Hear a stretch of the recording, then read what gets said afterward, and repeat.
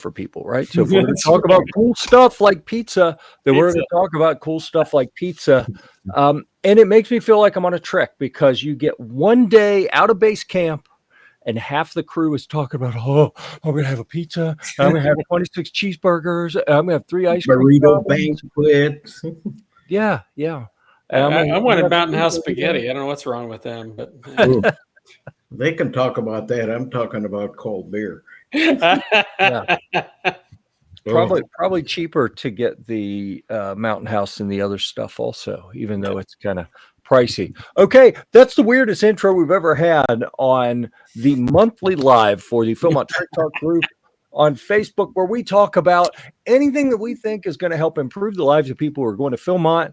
Generally, those people are going to be going as scouts or with scouts to support crews going out on summer treks, but they may be going on an autumn adventure or a whatever. What do they call the winter one? Winter adventure, something like that. It could be going to field break or part of the service corps, or maybe they're going to work out there, or maybe they're just passing through and they want to stop at Philmont. It doesn't matter. We can talk about things to help them have the best time possible when they do that. And you know, we even have a lot of people in the group who, let's be honest, they're not going to Philmont again. They went to Philmont 63 years ago. They're not going again. Wait a minute. But we give them a place to reminisce and help get new people pumped up about going. That wasn't aimed at anyone, okay? But we are not the official voice. No. Yeah, well, listen, I'm the official voice of this guy right here. And no one else will claim this voice. We don't have to worry about that. Yeah, that's true. Why don't we make a transition then into what's the next official voice that's going to be around for people to listen to if they want to get it from the horse's mouth and hear directly from Philmont all the whatever it is they're going to tell them. That's tomorrow night. Is it already? It is tomorrow night. We're getting into Philmont preparedness seminars already. What time is it, Scott? Tomorrow night, 6:30. 6:30 Mountain. Is your name Scott? It is. No. If you want the official word, we can give you the phone number. Yeah, but until then, why don't we talk about some Philmont stuff, try to help some people figure out what's going to make their trip better.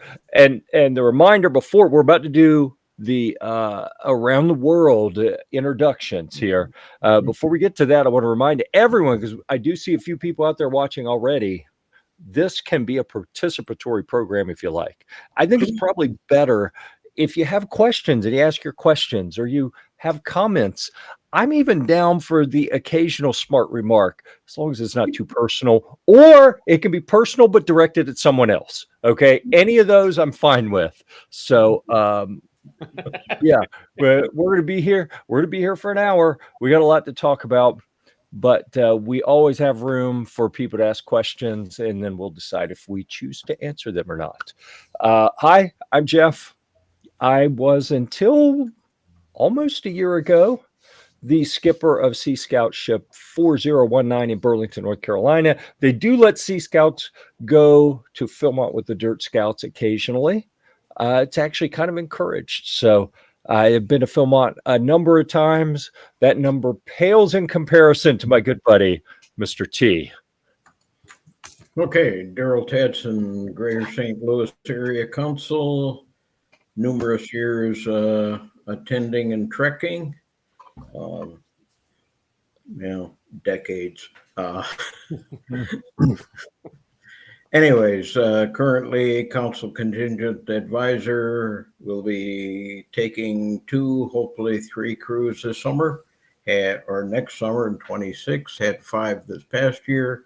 And we're here to make your trip as good as it can be and answer as many questions as you can. But again, the official word is Philmont. Over to Scott. Thank you, Mr. T. Scott O'Mary, Plano, Texas, in the Circle 10 Council. I am working on my 11th year as Scoutmaster of Troop 259 here. And I may be going as a crew advisor this summer. I may be going back to the Philmont Training Center again. I may be doing both. I'm not sure just yet. I'm waiting for the dominoes to fall and people to get off the fence before I can decide where I'm going to slot in. So more to come. Maybe next month I'll know. Down to Mark. Mark Scwheer. I'm from Iowa City, Iowa. I'm a PSA Life member and numerous years on staff, numerous treks, former council district commissioner, and scoutmaster here in the Hawkeye Area Council. And that's about it for me right now. So go to Rob. All right, Rob Smith from O'Fallon, Illinois. I'm also in the Greater St. Louis Area Council on the other side, and the council, and proprietor of highadventurescouting.com, and also a high adventure chair for Troop 85. There we go. I almost had it right on cue. I lagged a close. little bit. I do apologize for that. I try to stay on top of it, but my mind wanders sometimes. Sometimes. I know. Anyways, I talked to Sal this afternoon. He's got a scout meeting, but he said he probably should get here maybe a few minutes late. Give that man a plaque, and he just wanders in whenever he wants now. Right. Yeah. I knew that plaque was a bad idea. Plaque to share, or is that just too much? Yeah. Well, he posted a picture. Oh, okay. I've seen video of his plaque being awarded, and I attempted to actually put hands on it and take pictures in compromising places with Sal's plaque, but they claimed to have already put it in the mail to ship it to Florida, so it'd be there when it got home. So that my best effort was not good enough in that case. Okay, so things to dig into here. I'm looking over our agenda. Man, we got a lot of things to talk about. I think we may as well start at the top with really quickly, what should crews be doing now? Organizing, promoting, fundraising, Training. defining your youth leadership, and sharing the job descriptions with them. And as you do your training hikes or whatever, let those leadership roles begin to be played out by the responsible youth. That's a pretty thorough answer. When we were coming online here, Rob and I were debating on when starting a shakedown hikes, and I think we landed that it depends on where you live and what the temperature is going to be like. So our crews are starting, actually doing our second shakedown in mid-November, because we're here in Texas, and if we wait too late in the spring, it gets way too hot and humid and buggy. So we like to do ours a little earlier.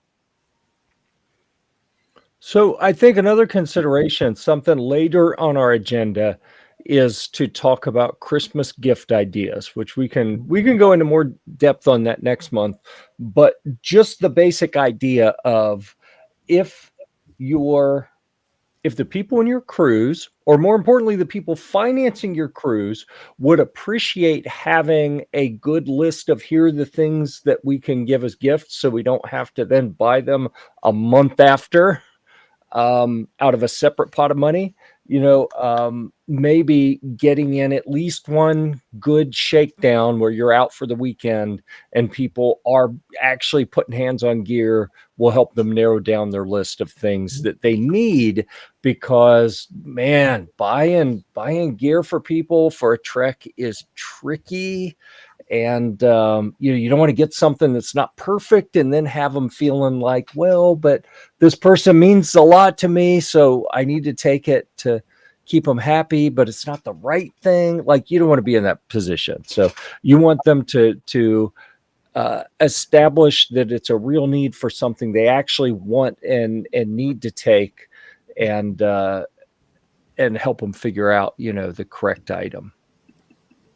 Right. But there's some basic stuff. I mean, headlamps, water bottles, stuff sacks, things like that. Things that need sizing, yeah, you might want to wait, particularly shoes. Yeah. Well, I think you may have some debate with some folks here about giving a water bottle even. So people are very picky. Yeah. Some use collapsible and some have Sometimes the cheaper, simpler alternative is possibly the better alternative. Yep. Yeah. Well, exactly, Rob. So My favorite. I would caution people. Not everyone's like me, okay? I think everyone here at least would agree that I can be a little bit unique sometimes, but something about people who spend time backpacking is you develop kind of this rhythm for the type of gear you like to use and the type of stuff you don't like to use. I'll just tell you right now, everyone in my family knows, don't give me backpacking gear, because I get what I want. Unless I put it on a list specifically, go to this store, here's the link, get this specific item, that don't even get it for me, because it's not going to be what I wanted. And then I'm either going to compromise and take it, and it may not work as well as it could, or I'm just going to set it aside and get what I really wanted anyway. So I would caution, that's why I use the segue of a shakedown hike to talk about giving people gear. Like they're going to live with this stuff for almost 2 weeks, and it may make them happy or it may make them miserable. But the more time they have to get out in the field and establish what they need, and encourage them to talk to their friends and the other people on their crew to try to figure out, what do they have, what can they borrow or try or get a little hands-on experience with before they say, yes, I want that, I need to purchase it. So Yeah. What experiences have other people had with a particular item, good, bad, or whatever? One of the things we mentioned was fundraising. Yeah. I ran into a crew last year who went locally to businesses and told them that they could sponsor the crew and have their logo on the crew T-shirt. oh, that's neat. And he told me for 2 crews he raised just over $20,000. Wow. Okay. Yeah. What, and did you get their name? So we need to have that person on next month to do a little tutorial. He was here 2 weeks ago or 2 months ago. Okay. He was from your neck of the woods, Jeff, North Carolina. That's right. Yes, we got to get him to give us a tutorial on that. Yeah. And he went around. He had a small business. He was able to make coasters, coffee cup coasters, and he said, your name on my T-shirt, and I'll give you 4 coasters with your company logo. And I think it was like $200, and they went gangbusters. Yeah, I mean, I'll be honest. I am happy. Okay, listen. we can say it's up to the crew leader, right? But I am happy for the crew to look like a NASCAR team going down the trail, with brand logos everywhere. Mm-hmm. If it means that, fundraising is a little less arduous. Yeah, I thought that was one of the more, unique ones that we haven't heard of for a while. Yeah, that's a great idea. I've seen people talk about, well, there's some threads out there. So what I'm going to say is, instead of trying to regurgitate everything that we have seen or heard, there are some active threads out there right now within the group on Facebook that talk about fundraising. So certainly I would say get there and, read through them, add your ideas, and help everyone. I'll be honest. I know it's unpopular with some people to even say this out loud. Philmont is getting expensive. So, anything we can do to help bring that cost down to a level that is more reasonable for more people, I think is going to be a benefit to everyone. 2027 dates, truck dates, the quote lottery. Can't remember, tomorrow or 16th. Thursday, 9 Yeah, a.m. I know now. I didn't know it was that kind of setup, but Yeah, Thursday. but I had a month and a 9 half. a.m. I've got 3 days to. Yeah, Thursday, I believe 9 a.m. that closes. That lottery. What the lottery is for is you submit your date, and it'll draw you out of the pool and assign it as close to your requested date as they can get. Obviously, once this lottery closes, and you can still call Philmont and tell them what date you want, except you're gonna kind of have to take whatever's left or what's available. Also, a $250 deposit must accompany that reservation request. As I understand, that's non-refundable. Minimum of 8. Pardon? Minimum of 8. Minimum of 8. And they, as well as all of us here, encourage you to submit the minimum requirement. Because you never know. Don't pay for 12 because they don't like to give money back. And that $250 will go towards the total bill. I talked to registrar this morning. That $250 will go to the overall balance due, but will not be physically applied to your balance due until March 1 of 27, when the final payment is due. That's when they will apply that. I did ask somebody in the camping department today, and they didn't get an answer for this till the end of the day, or before the end of the day. But I asked about that 250, and it indicated about will be refunded if you don't get a crew by May of 2027. And I kind of pointed out that's a little late.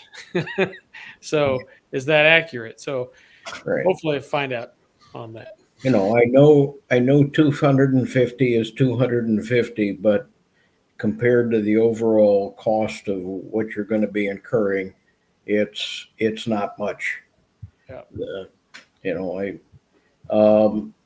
Once you're assigned your date, you have to submit 8 for 8 people, $150 by December 1st of this year. Mm-hmm. That's what I know about the lottery. The reservation gateway is open at this time for 2026, and I guess we need to be specific what we're talking about, since both of them are kind of running concurrent. But the gateway reservation system is open. Reservation contact or lead advisor is the only person who has access. They should be putting in, if you're a contingent like myself, reservation contact should be putting in at least your lead advisor.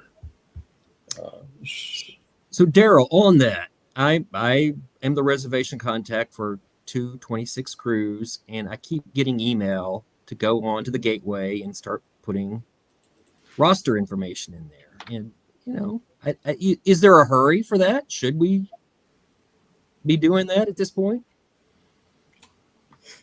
I mean, what's driving that now, I guess?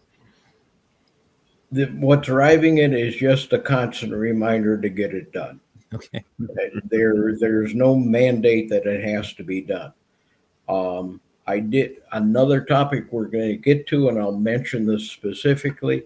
If you are applying for a scholarship,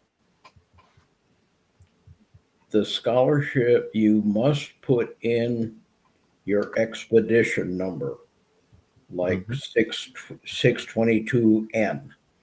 If you have multiple crews, they would prefer it to be 620N01, 02, whatever crew is in there, or what number of crews.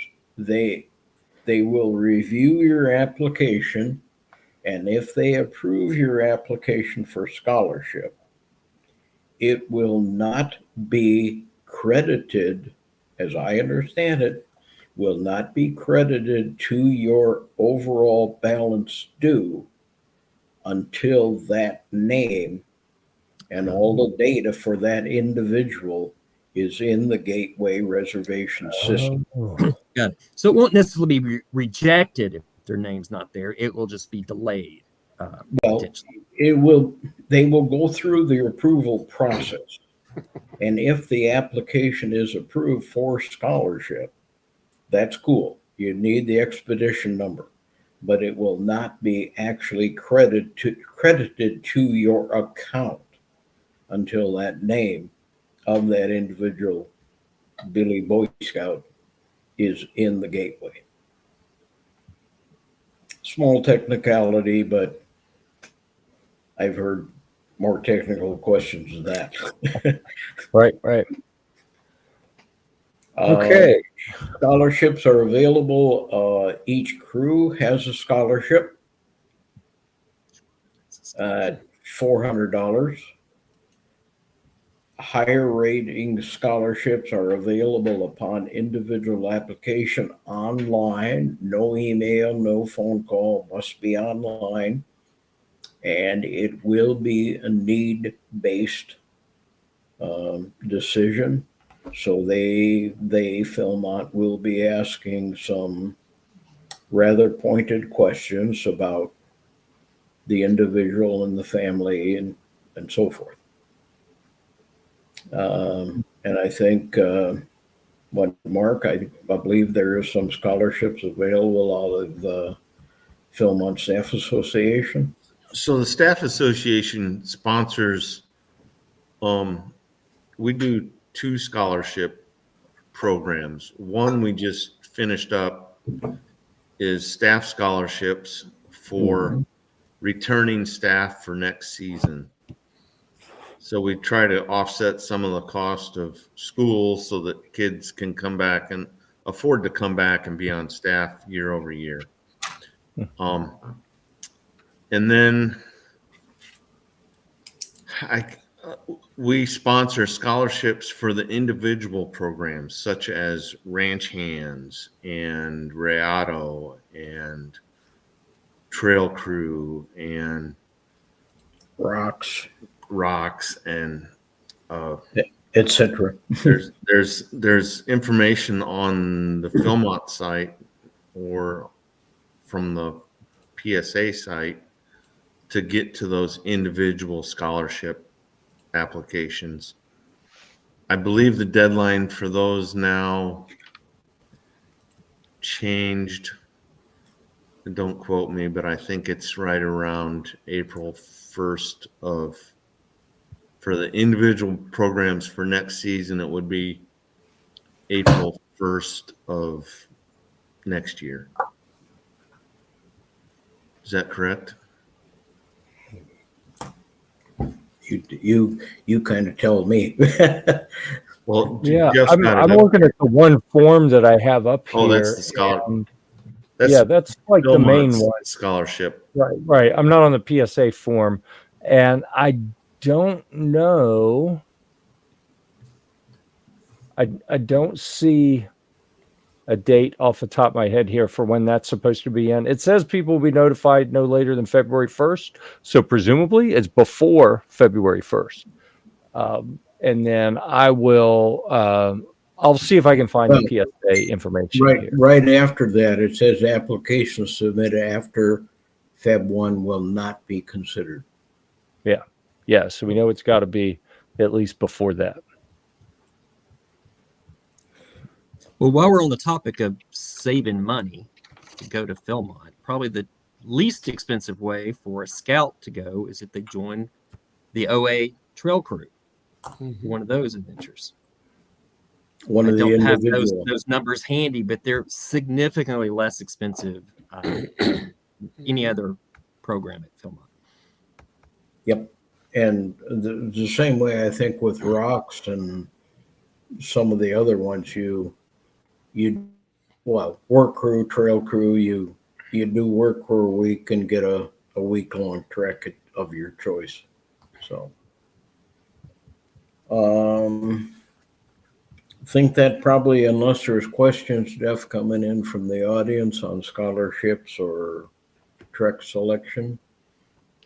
There are, I want to mention also, there are youth scholarships for participants at PTC. So if you're a leader coming out to PTC and you're bringing your young family along, there are scholarships available so you can bring your kids along. And there's all kinds of neat programs for family and youth at PTC while you're doing training center programs. The individual trek scholarships open up in December and will go until, I believe it, don't hard sell me, but April 1st of next year. Okay. Hey, Mark, there's some viewers that may not know what PTC is or how it's related. Maybe you can just give us a quick summary of that. Well, the Philmont Training Center is essentially the training center for Scouting USA. For Philmont. And well said. Well said. Is that the university definition there? Yeah. Yeah. And the programs change year over year, but there's commissioner training, there's Cub Master training, there's training programs on how to be the best Scoutmaster ever, and everything in between. Yeah, Cub program, handicraft, family, and then there's the family programs, and all of them include activities for the rest of the family. The individual taking the training obviously going to be in some training classes, but they have all kinds of activities for your boys and girls, your sons, daughters, and your wife or spouse, I should say, to do. And if you're attending the training center program and you want to bring your son or daughter along that's eligible to go into the backcountry age-wise and is prepared, they can go on a mountain trek with a Philmont Ranger for 5 nights while you're at the training center. Yeah, they'll head out. I believe they head out on Sunday night or Monday morning and come back on Friday. So, Wow. Yep. Kind of cool. Some of the basic requirements that crews should be defining at this point. Each crew must have 3 adult leaders, 21 or older. Somebody got smart with me and I said 20, over 21, and they said, so they must be 22. It was Rob, wasn't it? You can just tell.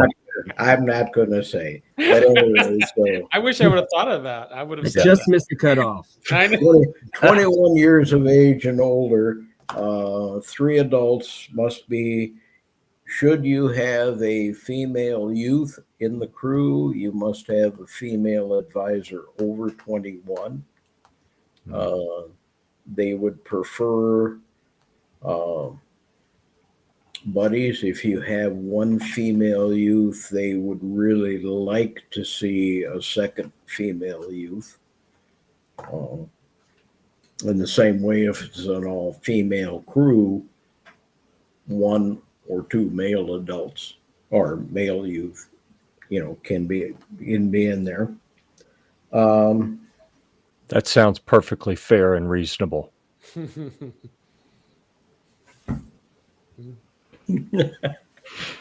Okay.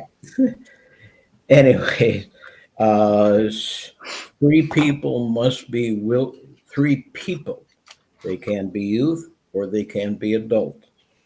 Must have CPR, first aid, CPR, and wilderness first aid training.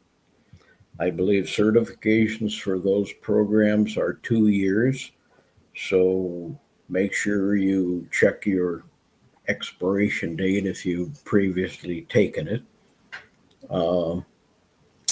Start scheduling your physicals. Everybody must have a medical physical. Philmont will accept physicals dated, up to 12 months. So if you're going in June and June 26, and you had your physical in July of 25, you're still good. Are you sure you're not still good if you had it in June 1st of 25? I thought it was good through the end of the month. Yeah. You're good through the end of the month. I chose June and July to get the 11 month, but yes, if you're going June 15th of 26 and you had your training expire June 25th of 25, you'd still be good.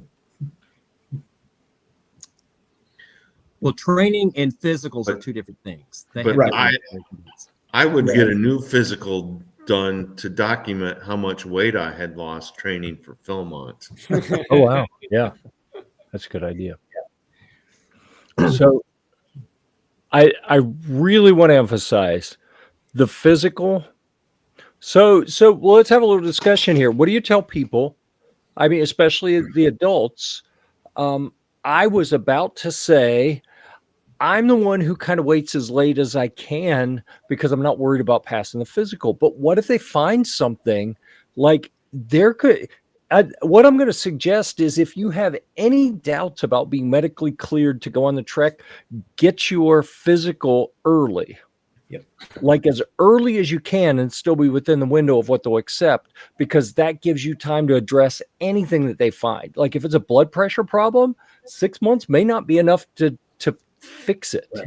If it's a weight thing, you may need more time than that. I don't even know what other health issues there could be, but I've never really worried about that. So I try to get mine late, like a week before the trek, because then if I go on an earlier trek next year, maybe I don't have to get another one. But right. That also gives me the risk of what if something happens and I can't make it? I'm out of town. Something happens, I can't get in and get it done, or I don't pass it. And it turns out there's a problem. Now I have no time to deal with it. So make sure your own assessment of your health and your ability to pass the physical, that you give yourself plenty of time to do that. But I consider that one to be, for most healthy people, I assume that's going to be less of a time crunch item than WFA, wilderness first aid training. You may say, hey, I've got 6 months left, but that training may only be offered once a year or every other year in your council. Like, you really need to understand what the schedule is to accommodate getting that training for all the required people in your crew, and to assist with that. Right.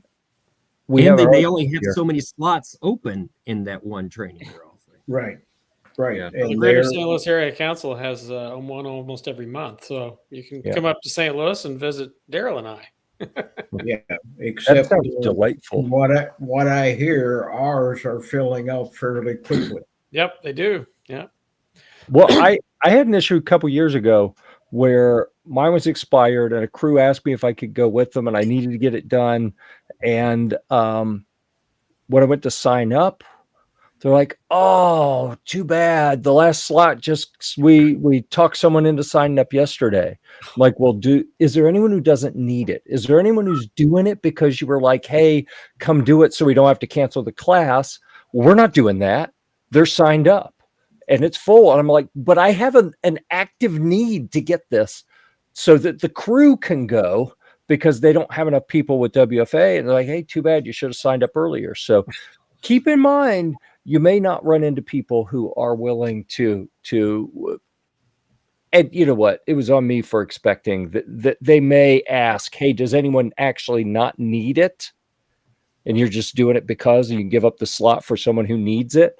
They weren't willing to do that. I had to drive to another state to get it done, and that kind of sucked having to drive that far. So figure that out ahead of time so you don't find yourself in the position I was in. We got all sorts of places that you can reach out to that BSA accepts. All that's documented in this article.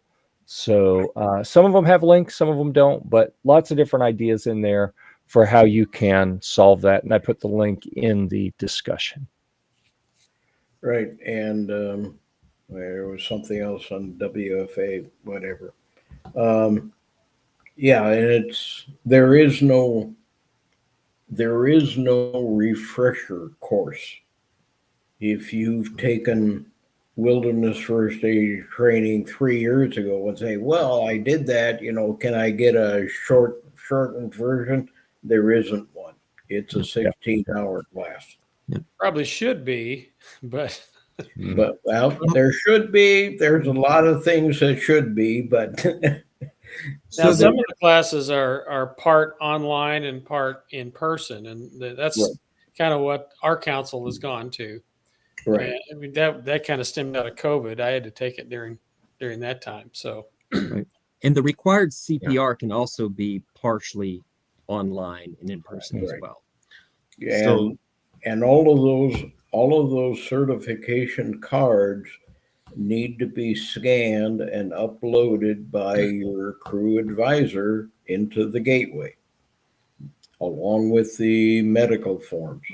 That was the thing. The medical forms. I know some insurance companies, will only pay for one a year. So make sure you're working with that guideline. Back to the WFA guidelines. I believe, for instance, I'm a ski patroller, so I have OEC certification, and that trumps and qualifies me for WFA. So people that have that, or doctors or nurses or EMTs that may be advisors or something, all those things qualify for WFA too.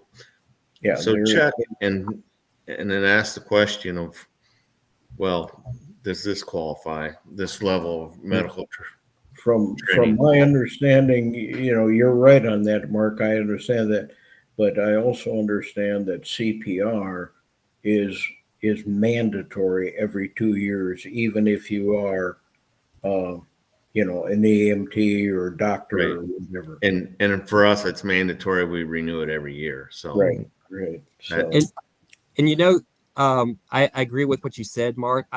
My last course I took last December, we actually had a physician taking the wilderness first aid. His comments were, "Yes, I'm a doctor. Yes, I can be exempt from this, but I don't deal with remote first aid on a day-to-day basis. So this was a good course for me to take as well." So that's also true. yeah, we had one this past year. He had a physician's and surgeon's license from the state of Missouri, but his specialty was psychology. Psychiatry. He Yeah. said, "What do I know about splinting a leg? Yeah. You know, does this hurt? How does that feel?" Well, he probably did at medical Yeah. school, so you know. And 30 years we ago. run into that too when we have people challenge the course. Yeah. We have to like untrain them a little bit. It's like, well, this is the way you may do it in a clean operating room, but you got to remember we're out in the field someplace. And Yeah, we're dirty. Yeah, I told the psychiatrist he couldn't bring his couch. I will say that having dealt with lots of paperwork with Seabase this last summer, everyone will be glad to know you do not need to do swim defense or a swim check or anything like that for Philmont. So, Yeah. Yay. At least you hope you're not going to have to do any swimming. Yeah, you got bigger problems if you're in the water. Yeah, right. that's happened before. I hear Uraka Mesa is a nice pool this time. Right on top. There is water in Crater Lake. It is plumb full. Wow. Good. Some of the topics I've seen on the Facebook page, found out today, the Treks book, the itinerary guidebook. Expected publication date to be about mid-December. The window to input your trek selection will be January 15th through February 15th. So, and the itineraries will be somewhat tweaked. They're staying at the number of 24. They're not doing a major rewrite. Some of the tweaking is being done by what camps are available and the evaluations from last year, what people suggested, the goods and the bads about itinerary 12 or whatever. So, expect some minor changes, but nothing major. And again, like I said, the dates, the actual treks will be published mid-December. Mid-January to mid-February will be the dates to put in your selection, and then the lottery will run in February, and you'll find out what you're assigned. And I'm sure we will have a discussion monthly about how to choose a trek, what considerations you might want to throw in. So Yeah, that'll be a good one. We always cover that as we get closer, because right as everyone's starting to scramble, we can help them with a little bit of the here's some frameworks for that decision-making process that we've seen crews have success with and implement successfully before. A couple of things that it might be a good time to talk about. We have an article here, and I've dropped the link in the discussion as well. Scott wrote this for us a few years ago, and I think that since we talked about introducing the different jobs within the crew and working towards selecting a crew leader, it might be a good time to introduce some of these ideas of how the itineraries work on the trail at Philmont, things you can do to manage your time, not just the amount of time you spend on things, but the timing of things during the day, because that timing really, really matters. Far more on the trail at Philmont than it does at some other places. So I will suggest that as you narrow down your list, maybe consider, as you narrow down your list of potential crew leaders, ask them to read through this. I think it's probably a good idea for the adults to read through it, so they're kind of on board with this concept of how all of this is supposed to work, because that's the support structure for the youth leadership as the adults. So it's for everyone to be on the same page is kind of important. So I think this is a really important one. It is a 3-part series, I'll warn you. Trilogy. It's a trilogy. Yes, the Trilogy. trilogy. Yes, yes. But they're quick, easy reads. And it's very important. So I think that's a good time to look into that. And we talked about timing of physicals, that kind of thing. I cannot stress enough the thing that we hear year after year after year after year from adults as they come off the trail. I did not prepare physically anywhere near as much as I could. I thought I was ready. I thought I was in shape. And, I mean, in fairness, pear is a shape. Okay. But you really need to have your trail legs as you step out on the trail, not a week and a half later as you're stepping off the bus to go stand for your post-trek photo. Because you'll probably have them by then if you're not in the infirmary. But it is better to get that preparation done early. And I mean, again, us old people, we remember what we used to be able to do, and it may not even be accurate how we remember it. So over prepare. And I say this, y'all may remember someone, two years ago, maybe season before last, I think, that was posting every day. Like, I did 27 miles on the treadmill this morning. And it's like, okay, you can ratchet it down a little bit, old guy. Let the scouts, give the scouts a chance to keep up. The rest of us, we need to be really, maybe you don't have to be out there hitting it hard every day and, pushing your heart rate to the maximum yet. But next thing you know, you're going to be getting on the plane to go to Philmont. Like, you have months, but stuff's going to happen. You're going to get busy, and you're not going to do all of that prep that you think you are if you're a normal person. So map out, get a realistic assessment of where you are, identify where you need to be, make a plan to get there, maybe partner up with someone so you got a little bit of accountability going. I just stole that idea from someone down in here. I think Scott posted a little leaderboard that he uses to keep track of who's doing what, how many miles they've done.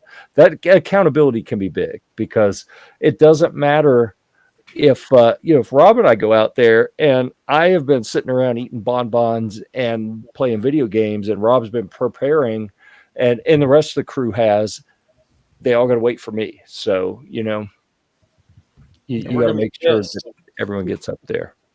And or injure me so that I go to the infirmary, whatever. Mess up your leg or something. Yeah. Yeah. The other thing is the Philmont Trek. You're expending this effort and energy every day. It's not, a 1 day, 2 day thing. You're in for 7, 9, 12 days of this heavy exercise every day. Yeah. Oh, we have a celebrity comment from Andy Parrish Outdoors. Says, if you fail to prepare, be prepared to fail. That's very similar. Yeah, I always heard it as failure to prepare is preparing to fail. So, yeah. Anyway, Andy says he'll wait for me at the summit. That's good. The summit, obviously, is the other high adventure base that's in West Virginia on the East Coast. So it'll take me a while to get there, but I'll catch up with you, Andy. That's all right.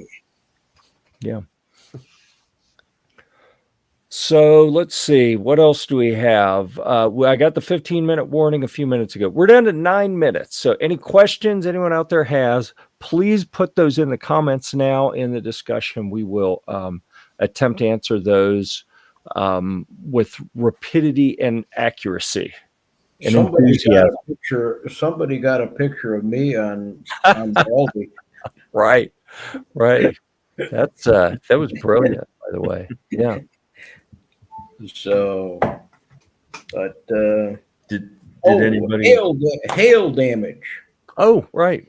Yeah, we can dive into that. Talked to Philmont today. Just about every building and shelter on camping, and the PTC side is getting a new roof. The villa, the quarry tile for the roof has been ordered. It is coming from an international location. I believe it's Aruba. That's what I thought I heard. Antigua. Or Antigua.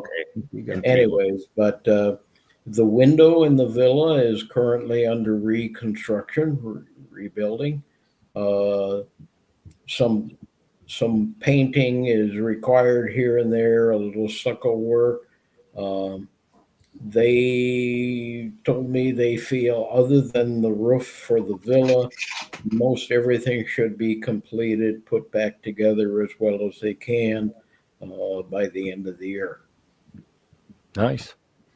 Well, and the big thing that the thing that I heard in the official communications shortly after it happened was they always kept circling back to this concept of we are still able to provide programs. So like they didn't want to scare people away, like, oh no, this storm came through and now we can't offer, don't show up. It's like, no, we're fine. Yeah, it's messy and we have things to fix, but we can still provide program. And I think that, as we move further along, that is less and less of even a consideration. Right. And it was very fortunate of the timing. Both the PTC and the camping programs had pretty well shut down for the primary season. So there was not a lot of program interruption. Yeah, I was actually at Rayado Ridge for a program during the hailstorm, and even though they had a few hiccups, they were still able to accommodate our program, not at the villa, but they made a special opening of the Scouting Museum for the continuation. So yes, you're absolutely right. They didn't miss a beat in terms of program.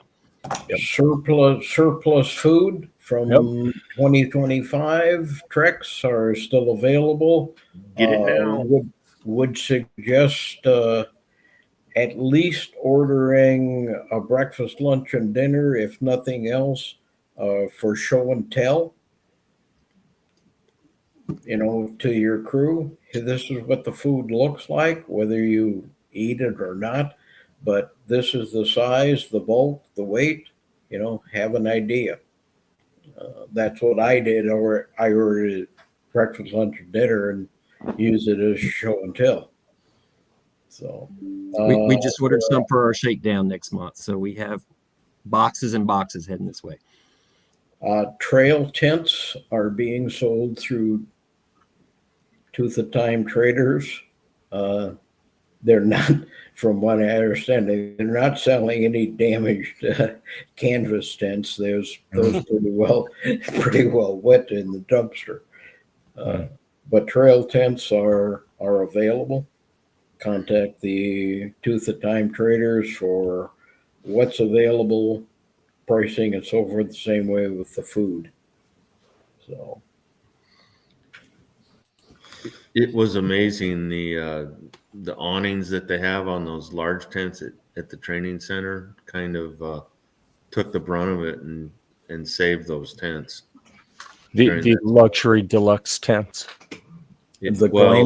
Glamping. All the tents, have that extra awning now. How does so? I actually sat beside a ranger a couple nights ago at a event I went to, and he had left like the day before the storm came through, but some of his friends were still there. And I said, did you see the trailbound, homebound tents? Got the top, they were just shredded. And I said, how did the staff tents go? He's like, oh, they got torn up too. I'm like, well, but what about the shade on the top? He said, well, yeah, but the sides got shredded. So I don't know. Yeah, I didn't see any of that. But what did I see? On where they, Jeff, I don't know if you can find the posting on the Philmont site. Their hail damage recovery fund, while there is some insurance, or they still have some miscellaneous items that are not covered by insurance. And I think they were at, their goal is 500,000. I think they're at 125, 130. I saw. So if you're so inclined or so moved to make a donation to the recovery fund. All right, I'm almost there. Yep. I found it. I found it. It's amazing.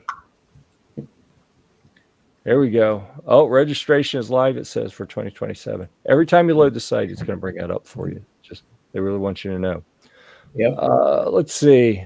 The Philmont Restoration and Preservation Fund. Adopt an Acre. You can donate there too. That's one that I had just heard something about recently. Mm-hmm. There you go. Reservation fund down there to learn more. Yep. Yeah. So we got two different options on here. If you wanted to donate directly to either of those efforts they had going on, then you have opportunities. They make it quick and easy. They pre-select amounts for you, or you can write your own. Yeah, I mean, if these numbers aren't big enough for you, feel free to add your own. Add however many zeros behind their numbers that you'd like. Yeah, you can make multiple donations.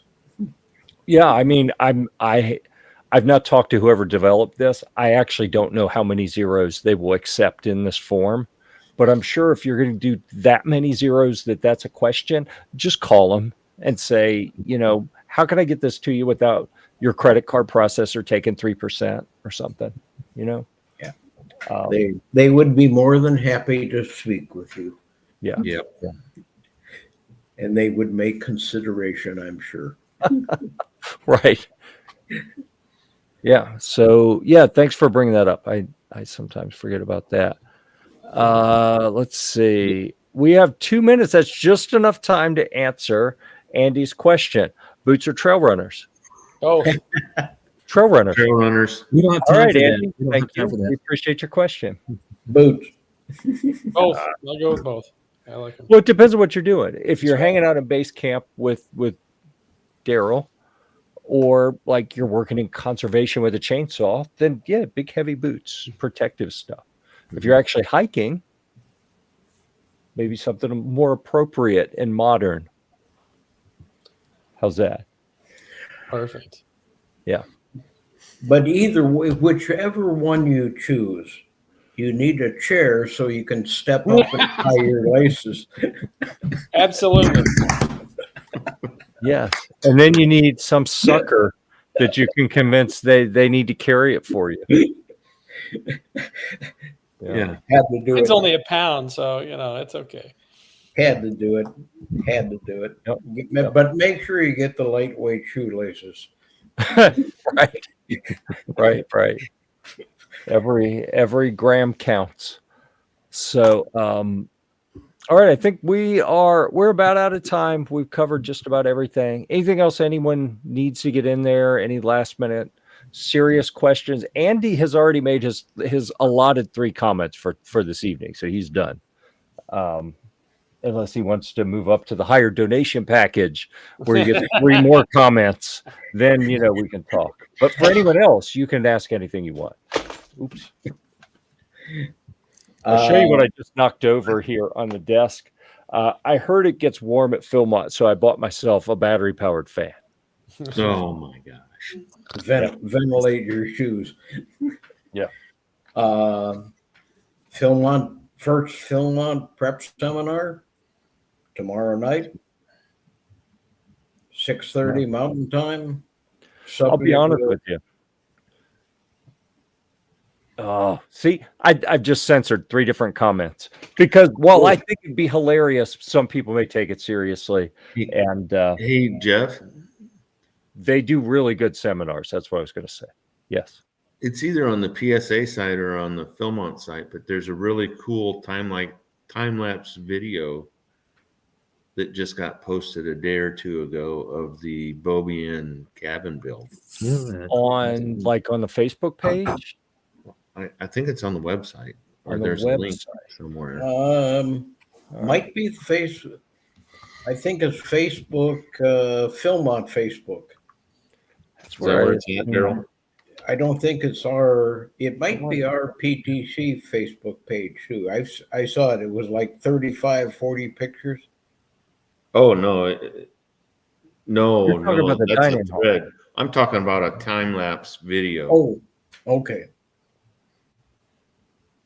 So, thank you, David. Appreciate the comment.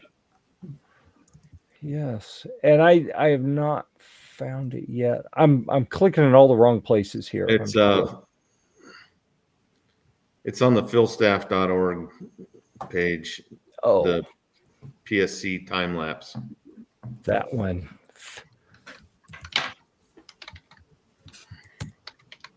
I'm trying to find it here.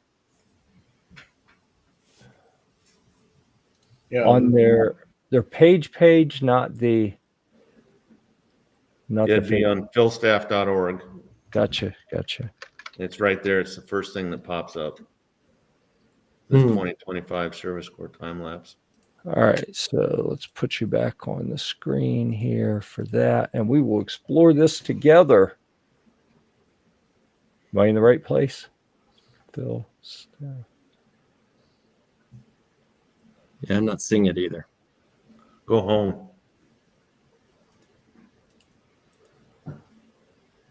Yeah. No. I think it's the banner is going to rotate by it in a minute. Ah, okay. So let's try this way. We'll click through the different banner things. The hero images. It just looks like cool people doing neat things on each of them. No. Click learn more. Learn more. I do want to learn more.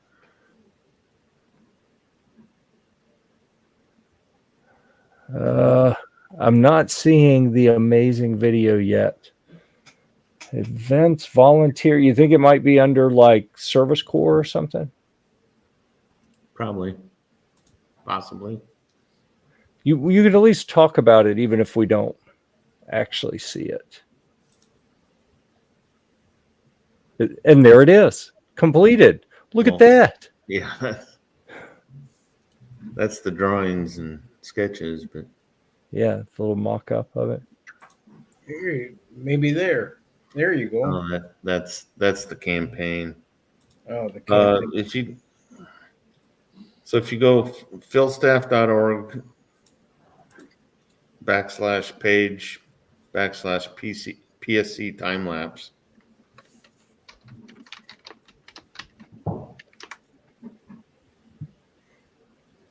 Oh, look at that.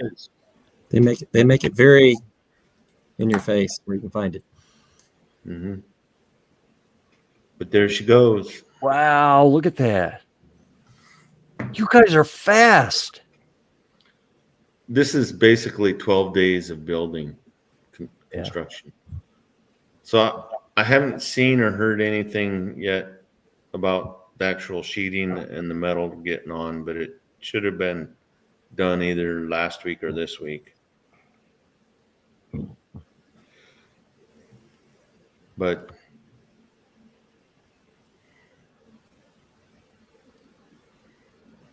so what this means for people who are going on treks.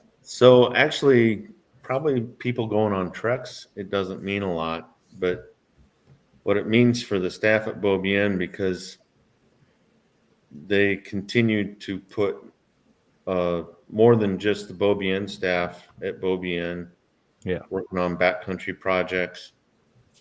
Plus, there's a medical staff there now, and they just need more space, more room, more infrastructure to support all of those people, right? To support the staff. staff. It's going to be that are there. But if I understand it correctly, Mark, it's the dining hall for the staff. And yes, their meeting rooms and so forth. So and hopefully the building will get used more in like shoulder seasons for groups that come to Philmont. So if you come in the off season, if you will, for a trek or something, you could have access to using the building. And Mark, I think they had a campaign for this. They exceeded their goal. Were they going to use some of that extra money for something else? So the extra money is going towards like an endowment that will pay for the ongoing maintenance of that building Got it. Okay. going forward. And we're putting some nice like kitchen items and stuff in there. It'll be a true chef's kitchen in there. It'll be really nice. If you've ever been to the original Poneal dining hall, the first dining hall at Philmont, it'll be very similar to that. And Good. Very nice. Kevin Stickelman was saying this is the third largest building in the backcountry at Philmont now. And If I understand correctly, they only have 2 or 3 full dining halls in the back country for the staff. Clark Fork, Cimarroncito, and Beaubien, right? actually, the only building similar to it would be at Poneal. Well, Poneal, yeah. The only building similar to this, because this is just truly a dining hall. Right. Once we're done with this building, our plan is to go back, and where it impacts the campers, now the campers will have a staff cabin that they can focus for crews coming in, dealing with crew needs. And our intent is to next year refurbish that cabin and make it nicer and do needed work there. And Kind of what you did up at Baldytown? yes. So I think it was Shelley or Ashley was telling us that this summer they had no loss to vermin of any products at the Baldytown trading post. Wow. Super. So all of our work on that trading post building a year ago paid off. Nice. Excellent. Big time. And, you know, there's so much work to do, but this was like a critical need because going forward, this will give us a place to work out of as we try to work on other projects in the South Country. Because like last spring, we worked out of Poneal, or we're working in Indian Ridings, but we're like living out of Poneal. So that trek over Hart Peak every morning, you know, we had it down to about 30 minutes.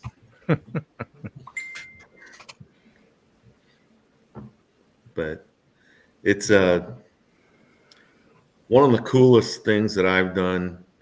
I'm just going to give a plug out to Tim Greminger and Charlie Aldridge and the Schmidt brothers and everybody else with the Service Corps that's really there's some really talented people in that group that and that's the squarest building on Philmont. Yeah. All right. Well, that's cool stuff. And people going out on treks are going to see a benefit in the years to come if they pass through that part of Philmont, because Beaubien itself will have better supported staff, and it'll help with some of the other things they're doing in that region around it. So, yeah, that's a pretty cool project. And obviously, if anyone wants to donate to anything like that, there are always projects that they're looking to fund.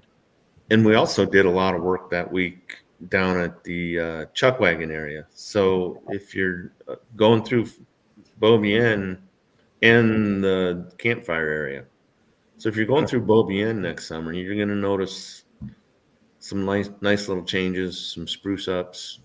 Things are nicer. Yeah. That's cool that the closing picture, you see the horses kind of strolling through in the background. All right.